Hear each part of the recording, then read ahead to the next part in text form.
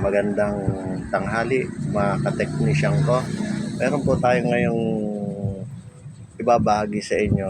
OJT ko si Ferdinand. Ayan. May nabili akong naka-junk na ITEL na TV. Ito, LCD to. Ngayon, ang gagawin ko rito, kasi sira yung board. Siguro sa tagalan na tapos yung power supply niya sira din, mga putok na, nakita niyo.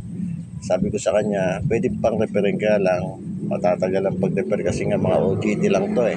Ngayon ang gagawin natin, nakakuha ko ngayon mga luma ko din sira ang mga LCD. Ito yung board, ito yung power supply. Ngayon ipapalit ko ngayon kay ingay naman kay Ferdinand yung board nito, ilalagay niya rito. Tingnan natin kung kaya ni Ferdinand. Okay, sige. Itong OJT ko. Pat, alis mo na mga saksak. Ito ko sa lamesa dito. Ito yung mga audio video jack. Alisin muna.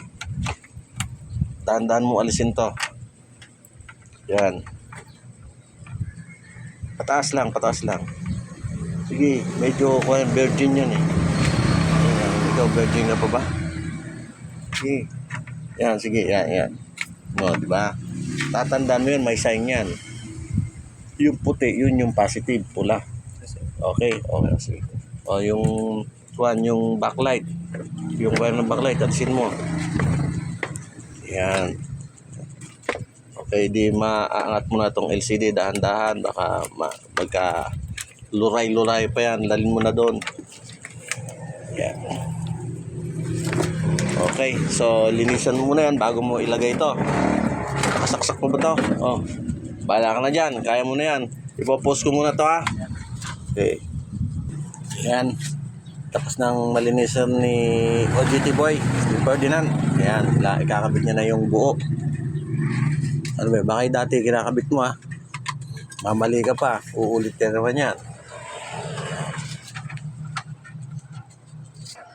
Yan. Tingnan natin kung mabubuo ni Ferdinand tong ITEL. Kung hahanapin niyo po yung shop ko, ito yung shop ko. Ayan.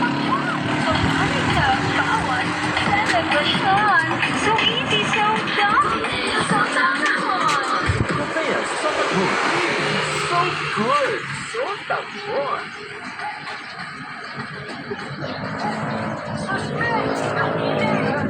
Ayan. Ayan pangalan ng shop ko.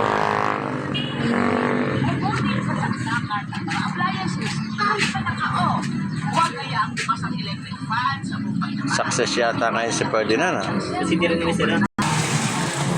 Ayan, malapit niya nang matapos.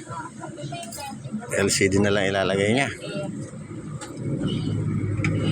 Ayan, ina-assemble niya na. Nakabit na yung LCD.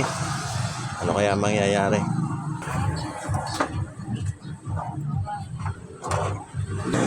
Ayan, tetestingin na. Power mo.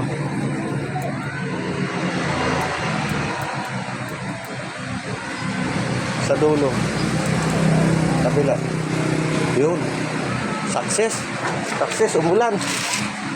Umulan ang putres.